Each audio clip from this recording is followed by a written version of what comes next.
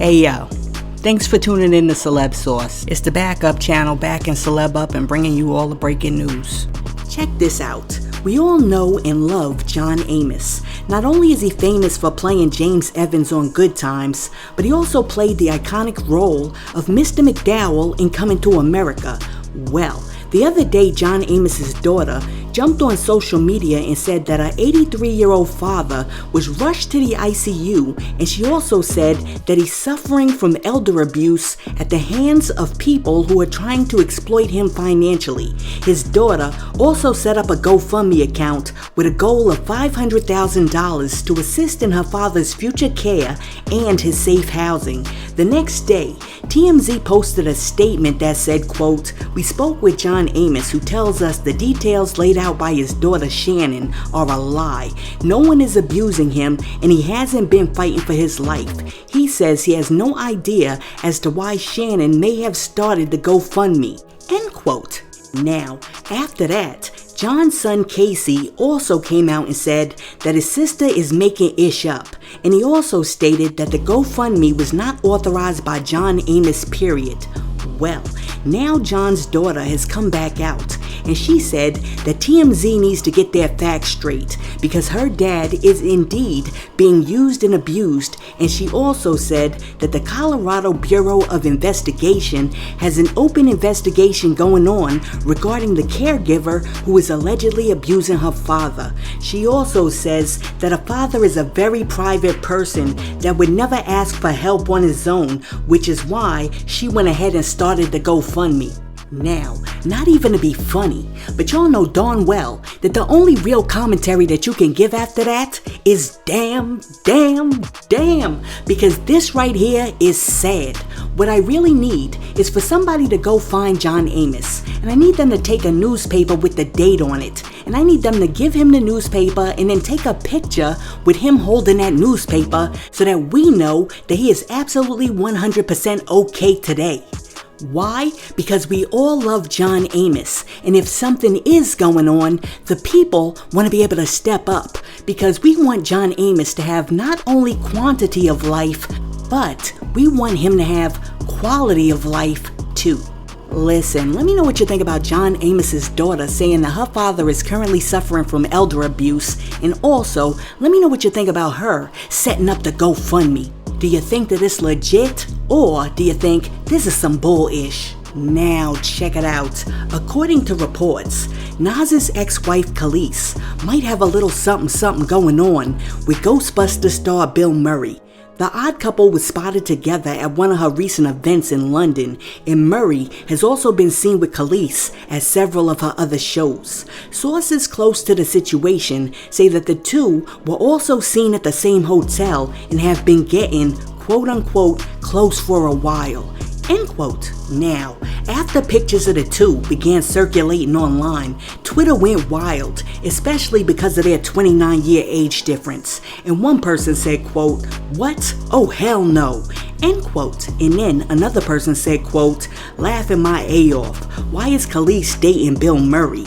End quote. And then after that, somebody came through and said, quote, "I'm just gonna assume that the Kelis is dating Bill Murray headline is just a prank." End quote. Listen, Kelis said that her milkshake brings all the boys to the yard. She didn't say some of the boys, she said all of the boys. And I guess she was telling the truth. Listen, let me know what you think about Bill Murray supposedly dating Kelis. Let me know what you think in the comments. But while we're talking about dating, the other day Vivica A. Fox was on the Sherry Shepherd show, and Sherry asked Vivica if she would ever date 50 Cent again, and Vivica said she wouldn't mind having that old thing back. Vivica said, quote, "Why not?" End quote. Vivica also joked about the fact that Ben Affleck and J-Lo were able to get back together after a long hiatus. Listen, what I want to know is what in the world did 50 Cent do to this chick? I mean, ever since she got with 50, she ain't been acting straight, she ain't been walking straight. I mean, Vivica has not been the same. I mean, 50 Cent took this chick to the candy shop, and she been trying to get back to lick that lollipop ever since. I mean, all I have to say to Vivica is, please, woman, move on already. I mean, it has been 13 years, and 50 Cent has a whole new woman, and he is not studying Vivica Fox's V. So why in the world is she on TV still like thinking about his D? Come on, Vivica, you're better than that. Listen, let me know what you think about Vivica A. Fox saying why not when she was asked whether or not she would ever get back with 50. Let me know what you think in the comments. And while you're down there leaving a comment, be sure to like and subscribe to the channel.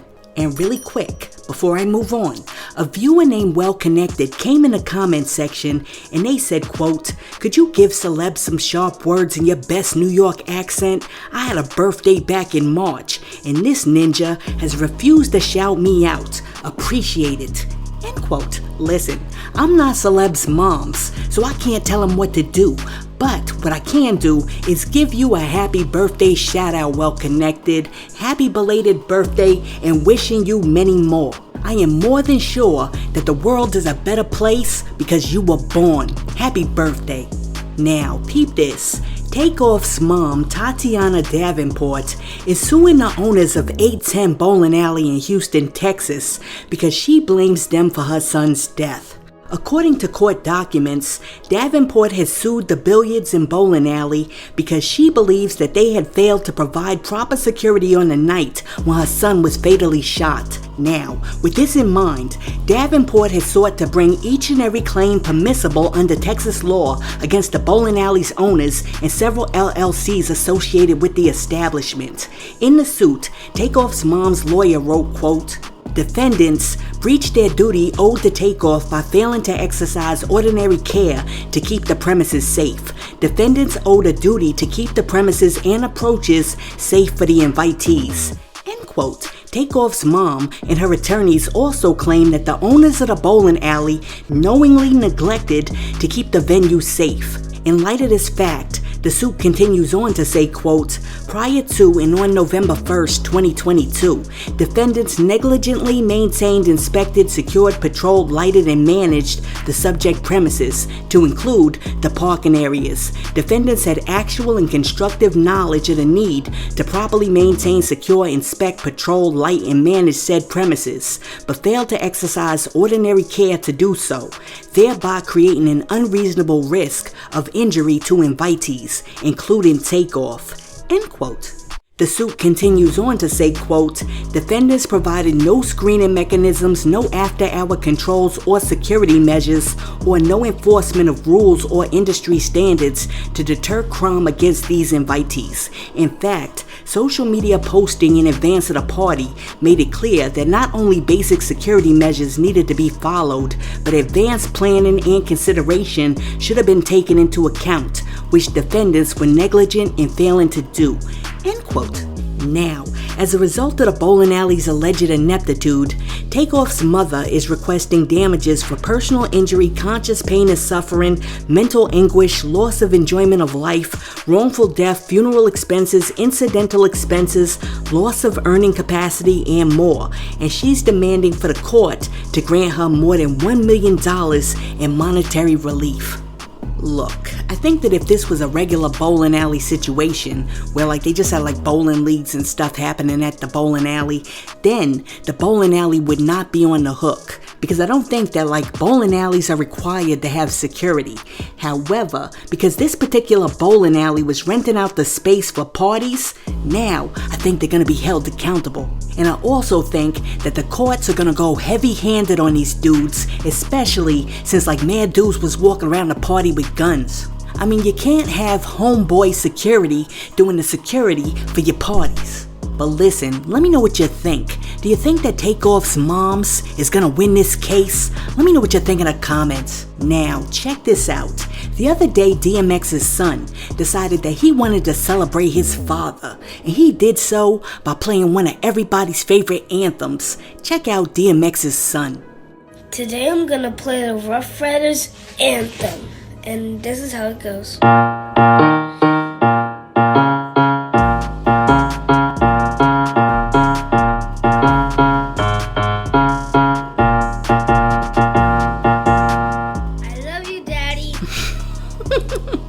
Listen, the kid has got it, don't he? Because I was just waiting for that beat to drop. And I'm telling you, if that little kid would have turned around and started doing like a little puppy bark, I'd have been done. Nah, but on the real, I'm very glad to see that DMX's son is keeping his father's spirit alive. Now, check it out. Everyone knows that 50 Cent has a major problem with the Starz network. After creating his shows for the network, 50 walked away and said he's never looking back. Perhaps it's because Starz was only paying 50 $17,000 per episode for Power.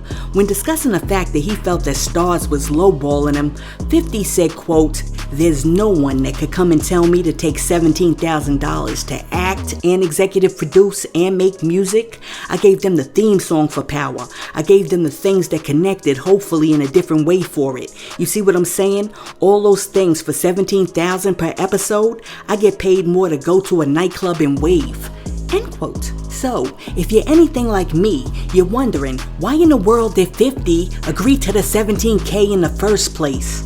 Well, 50 said that he initially took the $17K because he was just trying to get his foot in the door when it came to TV. But after he gave the network the 1, 2, 3, and 4 top TV shows in African American and Latina households for the network, they were still acting funny with the money when it came time to renegotiate. Now, when expounding on why Starz wasn't trying to pay him what he was worth, 50 Cent said that he believes this because of racism. 50 said, quote, "Every 2 years it felt like we was auditioning for a major carrier. It's time to renegotiate and it would be an issue. So for me, at that point, really what it is racism." End quote. Look, I wasn't sitting at the negotiating table between Starz and 50, but what I can say is that $17,000 per episode is ridiculous, especially when you put it in perspective. I mean, Jax Taylor from the show Vanderpump Rules makes $25,000 per episode. The contestants on Dancing with the Stars make between $10,000 and $50,000 per week. The cast on the Jersey Shore was making more than $150,000 per episode during their final season, and each of the Kardashians and Jenners on Keeping Up with the Kardashians make on average $930,000 per each episode. And Nene Leakes was raking in a good $2.75 million per season on The Real Housewives of Atlanta, which is $2,597,000 more than 50 Cent was getting paid for a whole season of Power. Wow, that right there is absolutely nuts, and I'm telling you, I would have walked away from Starz too. Listen, let me know what you think about 50 saying that Starz was only paying him $17,000 per episode for Power. Do you think that 50 is right and Starz was over there being racist? Or do you think them negotiators over there at Starz was simply being savvy businessmen? Let me know what you think in the comments. And hey yo, thanks for tuning in to Celeb Source, your source for celebrity news. Be sure to like and subscribe to the channel. Peace.